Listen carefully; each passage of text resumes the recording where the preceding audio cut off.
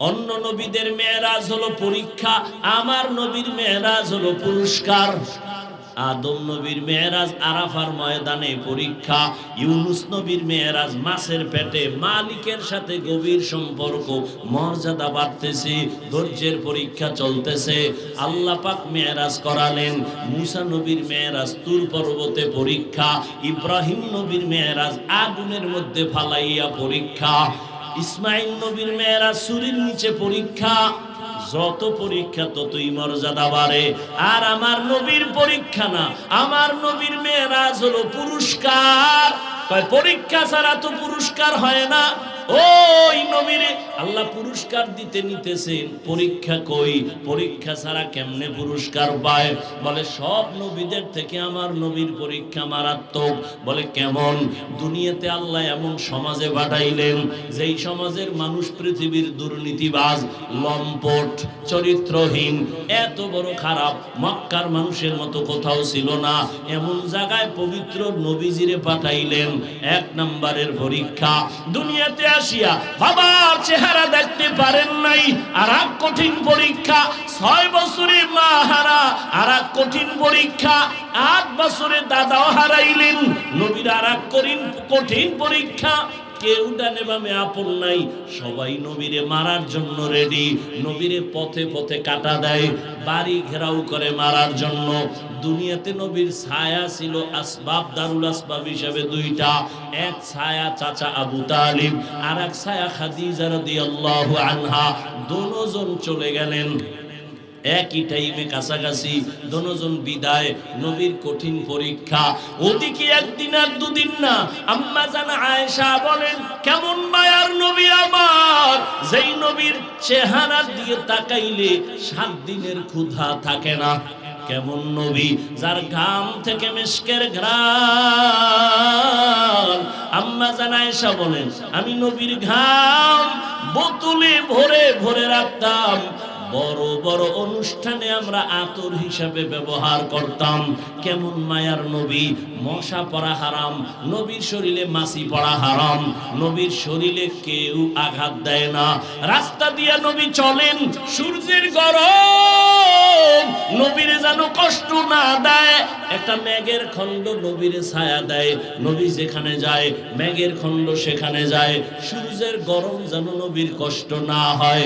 সেই নবীরে বেঈমানের গোষ্ঠীরা শিয়াবে আবু তালিবের ভেতরে 3 বছর গৃহবন্দী করে রাখছে। খানা দেয় না, পানি দেয় না। নবী বলেন, আমার 4 কন্যা নিয়া আমি পাহাড়ের মাঝখানে আটকানো, পানিও নাই, খানাও নাই। রহমতের নবী গাছের পাতা ছিঁড়ে ছিঁড়ে খাইয়া পেটের ক্ষুধা নিবারণ করেছেন। নবীর কঠিন পরীক্ষা। আম্মা জান আয়েশা রাদিয়াল্লাহু আনহা বলেন, ইয়া রাসূলুল্লাহ, জীবনটা তো কষ্টে কাটাইলেন, তবে কোন কষ্টটা আপনাকে বারবার দাগ কাটে অন্তরে, চোখের পানি নরম হয়? নবী বলেন, ও আয়েশা, তায়েফের কষ্ট আমি ভুলতে পারি না। হেঁটে হেঁটে আমি তায়েফের ময়দানে গেলাম কালেমার দাওয়াতের জন্য। ওই তায়েফের বেঈমান বাচ্চাগুলোকে আমার পেছনে লেলিয়ে দেয়, ওরা পাথর মারা শুরু করলো।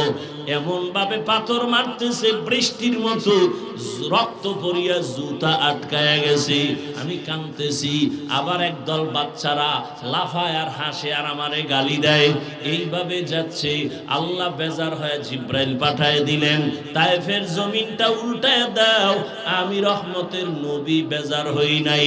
আমি বললাম, ভাই জিব্রাইল, ওরা আমাকে চিনে না। যদি জানতো আমি বড় এতিম অসহায়, আমারে ওরা মারতো না। ওদেরকে তুমি মারিও না। আল্লাহর কাছে হেদায়েতের দোয়া করি, একটা মানুষও কালেমার পতাকার নিচে আসলো না। আমার ওই কষ্ট মনে উঠলে চোখের পানি ধরে রাখতে পারি না। আল্লাহ কয়, নবী, পরীক্ষা যথেষ্ট হয়ে গেল, এবার পুরস্কারের জন্য আমি আপনাকে দাওয়াত দিলাম আরশে আজিমে।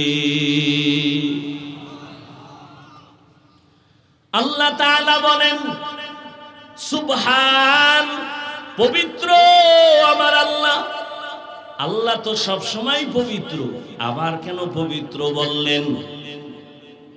বলে কিসের থেকে পবিত্র?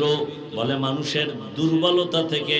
ও বান্দা, তুমি যত অপরিচ্ছন্ন প্রশ্ন নিয়ে বসে আছো, নবী কিভাবে গেলেন আর আসলেন, এই সব দুর্বলতা থেকে আমি আল্লাহ পাক, আমি আল্লাহ পাক মানি তোমার সমস্ত কমজোরি থেকে আল্লাহ পাক। বান্দার দুর্বলতা আছে, আল্লাহর কোনো দুর্বলতা নাই। বান্দার দুর্বলতা না খাইলে দুর্বল, না ঘুমাইলে দুর্বল। আল্লাহ বলেন আমার খানার দুর্বলতা নাই, ঘুমানোর দুর্বলতা নাই। সুবহান, আমি সব দুর্বলতা থেকে পবিত্র। আর তুমি যে অসম্ভব বলিয়া যা বলতেছো, আমি সুবহান দিয়া বুঝাইলাম সমস্ত অসম্ভব থেকে আমি আল্লাহ পাক, আমার দ্বারা সবই সম্ভব। দুনিয়ার সব মেধা বলে হবে না, আমি আল্লাহ বলি আমার দ্বারা সেটা হবে। দুনিয়ার সমস্ত কমজোরি দুর্বলতা থেকে আল্লাহ পাক। সুবহানাল্লাহ আমরা বলি আশ্চর্য ঘটনার ক্ষেত্রে, এখানে সুবহান দিয়া বুঝাইলেন মেরাজের ঘটনাটা পৃথিবীর এক শ্রেষ্ঠ আশ্চর্য ধরনের ঘটনা। সুবহান এমন একটা তাসবিহ, যেই তাসবিহ পাঠ করলে আল্লাহ পাক রব্বুল আলামিন ওই বান্দাকেও পবিত্র বানায় দেন। এজন্যই তো বুখারী শরীফের আলোচনা শেষে এটাই নিয়া, কালিমাতানে হাবিবাতানে ইলার রহমান খফিফাতানে আলাল লিসান সাকিলাতানে ফিল মিজান সুবহানাল্লাহি ওয়া বিহামদিহি সুবহানাল্লাহিল আযীম। পবিত্রতা ছাপ আল্লাহ লাগায় দিবেন, দামি বড় এক আল্লাহর মহব্বতের তাসবিহ। নামাজে যখন দাঁড়াই, ওরে মেরাজে যাওয়ার আগে সুবহানের তাসবিহ দিয়া বান্দাকে শিখাইলেন। তোমার মেরাজ নামাজে যখন দাঁড়াও সুবহানের তাসবিহ দিয়া দাঁড়াও। সুবহানাকা আল্লাহুম্মা ওয়া বিহামদিকা ওয়া তাবারাকা ইসমুকা ওয়া তাআলা জাদ্দুকা ওয়া লা ইলাহা গায়রুক। আল্লাহ তাআলা রহমতের নবীকে মেরাজের দাওয়াত দিলেন। আল্লাহ তাআলা অনেকে এই ১৫০০ বছর পর্যন্ত এখনো মানতে পারে না নবীজির মেরাজটা কেমনে হলো। আবু জাহিলও মানে নাই। আরে মোহাম্মদ রাতের অল্প সময় ৭ আসমান ঘুইরা কেমনে আসলো? এটা আমরা বয়ান করি, আপনারা শুনতেছেন, ভাবতে গেলে মাথা গরম হয়ে যাবে। আধা ঘন্টা ভাইবেন তো, এখান থেকে ৫০০ বছরের দূরত্ব প্রথম আসমান, এগুলো রাতের সামান্য সময় কেমনে সম্ভব? ভাবলে দেখবেন মাথা গরম হয়ে যাবে। আল্লাহ কয় আমার দ্বারা সম্ভব। নবী কেমনে গেলেন, কেমনে আইলেন? না, নবী যান নাই, নবী আসেন নাই, আমার আল্লাহ নবীকে নিয়েছেন, আর আমার আল্লাহ আবার নবীকে পাঠায় দিয়েছেন। নবী যান নাই, কে নিছেন? প্রশ্ন আল্লাহকে করো, আল্লাহ কেমনে নিলা? নবী কেমনে গেল না প্রশ্ন হবে, আল্লাহ নিলা কেমনে? এবার আল্লাহ আমারে প্রশ্ন কর, আমার বন্ধুকে কেন করো? বন্ধু তো যায় নাই, আমি নিয়েছি। তা আমি কেমনে নিছি আমাকে জিজ্ঞাসা কর, আমি কেমনে নিয়েছি? তা আমাকে যদি বলো আমি কেমনে নিলাম, তাহলে প্রশ্ন ওখানেও কর। জান্নাত থেকে আদমরে ফালাইয়া দিলাম ভারতের চরণ দ্বীপে, হাওয়াকে ফালাইলাম আরবের জেদ্দায়। আমি আদমরে যদি পারি মুহাম্মদের জমিন থেকে টান দিয়ে আরো সে নিতে পারবো না কেন? আমি ঈসা নবীর জমিন থেকে দ্বিতীয় আসমানে যদি নিতে পারি, তাহলে আমি মুসা নবীকে এভাবে একজন একজন যদি আমি আল্লাহ পারি, উযায়ের আলাইহিস সালামকে জমিনের মধ্যে ফালায় রাখছি ১০০ বছর মরা, আবার আমি রূহটা তারে ফিরায় দিলাম। এটা যদি পারি মুহাম্মদের নিয়ে কেন পারবো না? কারণ মুহাম্মদকে জাননি। মুসা নবী আমার বন্ধু, ইব্রাহিম আমার বন্ধু, ইসমাইল আমার বন্ধু, দাউদ আমার বন্ধু, ঈসা আমার বন্ধু, মুহাম্মদ বন্ধু। তবে ব্যবধান হলো সব নবী রাসূল আমার আল্লাহ তাআলার আশিক, আর আল্লাহ বলেন আমি নিজে আল্লাহ মুহাম্মদের আশিক। ব্যবধান আছে না নাই? আমার বন্ধুরে কেন পারবো না? ইউনুস নবীরে মাছের পেটে ঢুকাইয়া দীর্ঘদিন রাইখা আবার যদি নিরাপদে জমিনে ফিরায় দিতে পারি, আমার বন্ধুরে আমি মক্কা থেকে নিয়া আরশে আজিম ঘুরাইয়া নিরাপদে আবার মক্কায় কেন ফিরায় দিতে পারবো না? আল্লাহ পারেননি?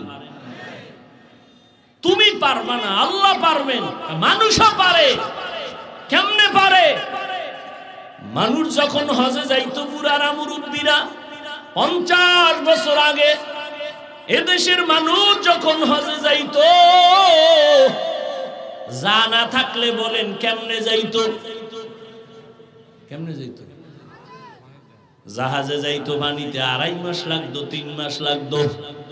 ওই সময় যদি আমি দুনিয়াতে মাওলায় পাঠাইতার বয়ান করে বলতাম 2.5 মাসের পর 6 ঘন্টায় বাড়ি মারমু, কি পরিমাণ আমারে ভিড়াইতো আর কাফের বলে গালি দিত।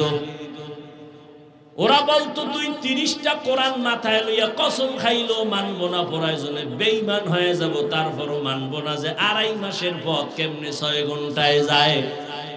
এরা জীবনে কল্পনাও করে নাই, আর আল্লাহ তো চোখে দেখায়।